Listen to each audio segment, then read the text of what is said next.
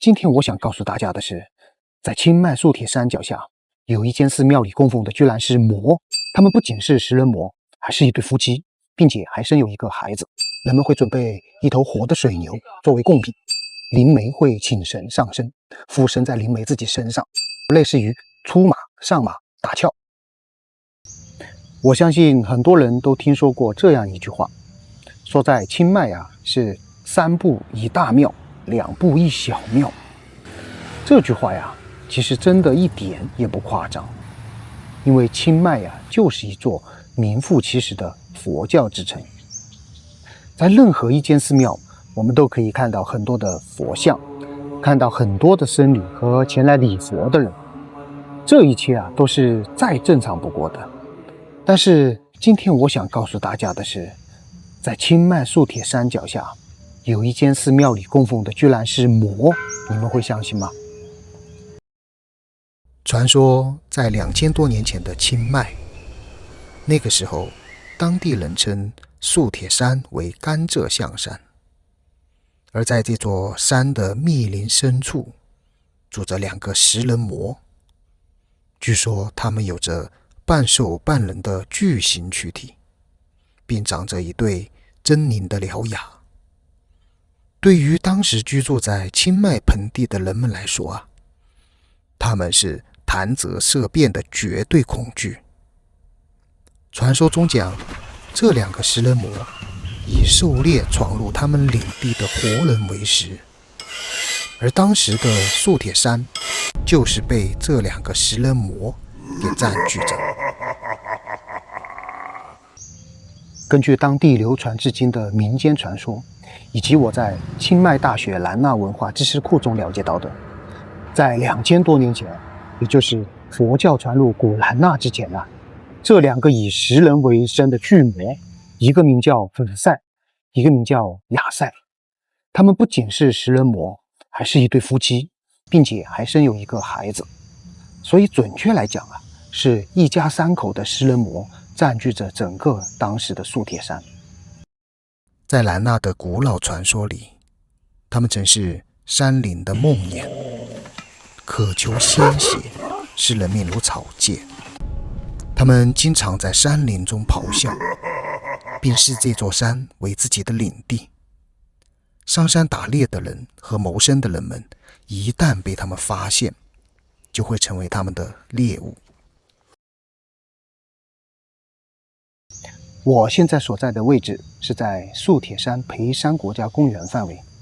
据传说，我现在所在的这个地点就是2000多年前普赛和亚赛2个食人魔的居所所在地。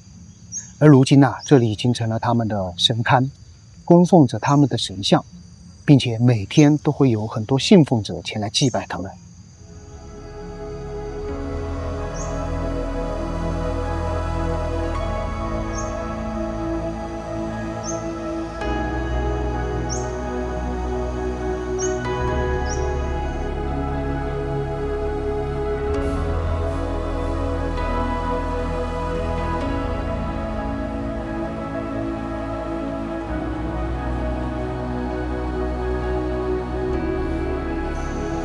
我相信大家一定不敢相信，甚至我一开始也不相信，为什么当地人要去供奉2个食人魔呢？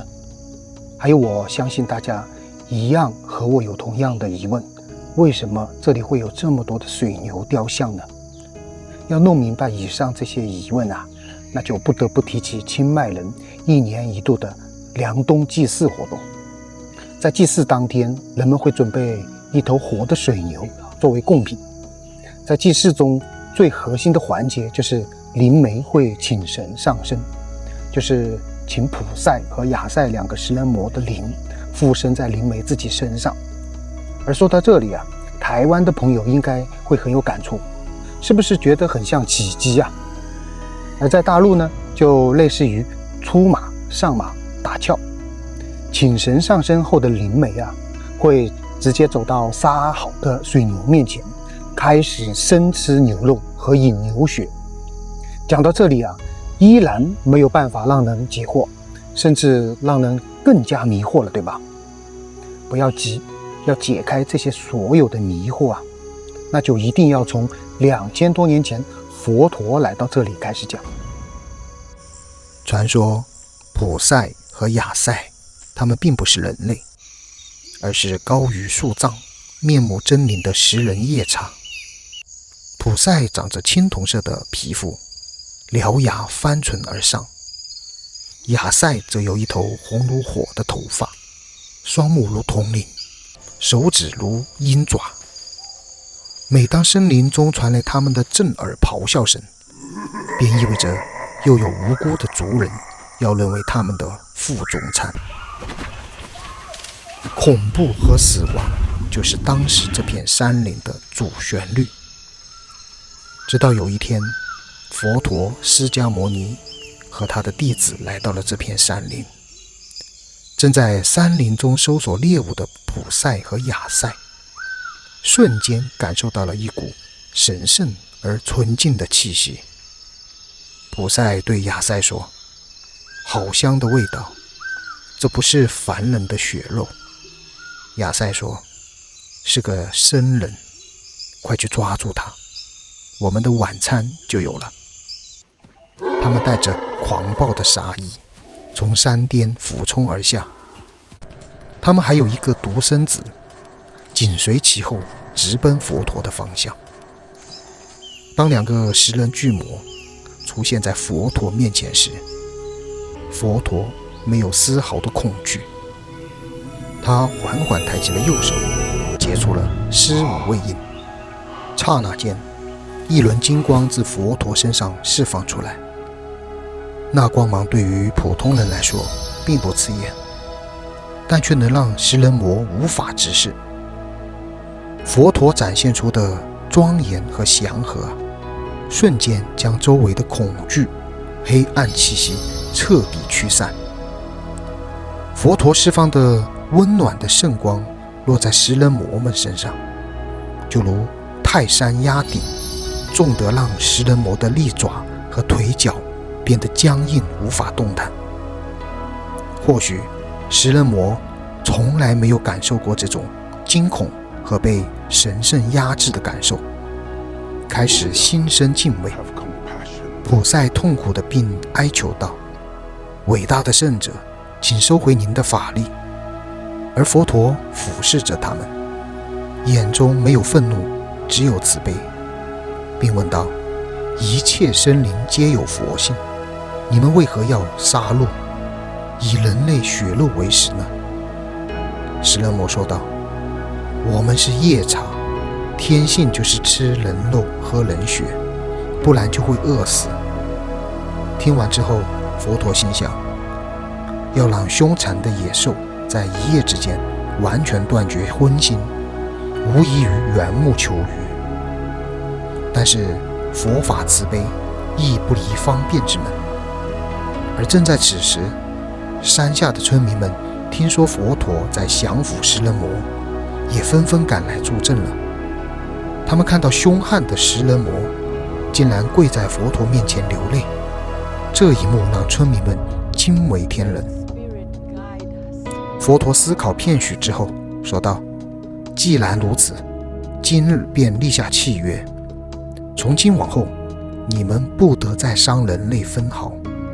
而作为交换，在这片土地的村民们，你们每年当供养一头活的水牛，用来平息食人魔们的饥饿。”食人魔们接受了这份契约，在佛陀的慈悲之下，他们的眼中的凶光渐渐散去。他们誓言，从此以后要守护这片山林和生活在这片土地的人类。而就在这个时候，一直躲在父母身后的食人魔的孩子走了出来。他跪在佛陀面前祈求说道：“佛陀，我愿意剃度出家，终身留在山中修行。”而佛陀则微微一笑，摩顶受记，接纳了这个年轻的小夜叉。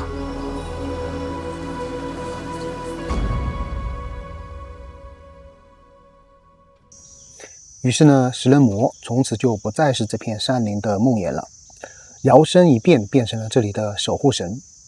而生活在清迈盆地的人们几千年以来也一直在遵循这份契约，在每年的太北历9月上旬14日左右，差不多是在公历的每年5月下旬到6月上旬期间，当地人就会带着一头活牛去到普赛和亚赛的神龛所在地，并在大树上悬挂一幅印有佛陀图案的百年佛画。等到灵媒请神上身后，并吃了生牛贡品之后所有人就会开始向这幅佛陀的画进行跪拜和祈福。而这种1年1度的祭祀活动同样也象征着山神和当地人依旧在遵守与佛陀在2000多年前留下的承诺和契约。而如今我们在这里看到的各种大大小小的牛的雕像是善信们平日祈福或还愿的贡品。人们除了献上香烛鲜花以外通常也会供奉牛的雕像，因为平里是不可以随便宰杀活牛的。于是信徒们便放置牛的雕像，去当作象征性的供养替代品。从食人魔到护法山神，千百年过去了，这里的后人和他们的山神依然在遵守着当年于佛陀面前留下的誓言。在这段神话中，佛陀教会了人们，对抗和消灭是不能解决冲突的最好办法，只有融合与包容才是最符合自然法则的。如果说连曾经的食人魔夜叉都能被这片土地接纳为守护神的话，那么这个世间还有什么人、什么文化是不能被温柔以待的呢？上善若水，包容万物。我突然想起道家几千年以来也一直在告诫世人们这个道理。天地看待万物本就无善恶高下之分，佛法也没有用绝对的禁裁去灭绝夜叉的野性，而是给他们的本性留下了一扇窗。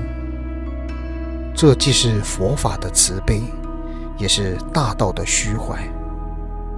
而我呢，突然领悟到了，这段神话不仅仅只是一段神话，它代表流淌和传承在清迈人血液里的天性，是一种近乎天生的包容天性。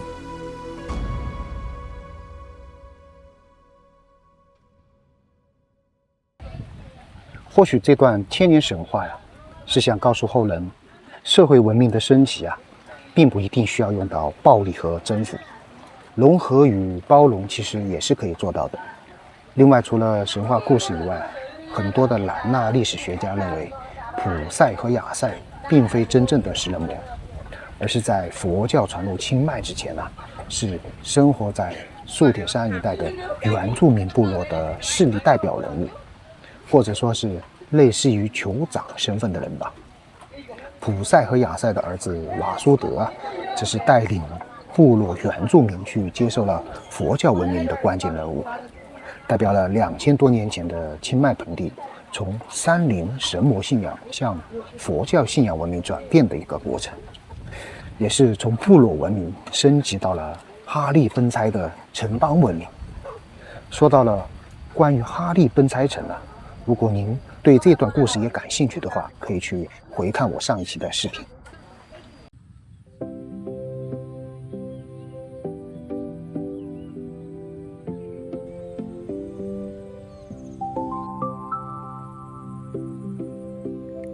一念迷即魔，一念觉成佛。心若无风澜，万缘奈何生。其实归根结底都是心在作祟。心生妄念，妄念成执念，执念便化作了无尽的痛苦与烦恼。所以莫问人与魔众生心头皆记佛与魔。那么人应该如何去修自己的心呢？其实我也没有办法说出准确的答案。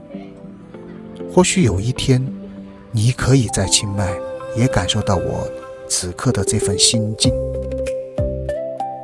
本源缘清净，风定波自平。待到心归处，南山对菊鸣。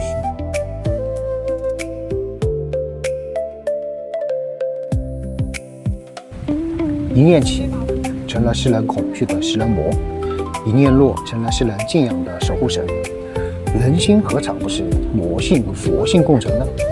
心生贪婪、嗔恨、执念，便是魔；心生慈悲、放下、觉悟，便是佛。在生活中，有些人总是在执念中挣扎，导致自己被痛苦折磨，甚至让自己的处境很糟糕。而我希望以后有更多的人能明白，其实地狱和天堂从来不在远方，更不是生和死的归宿。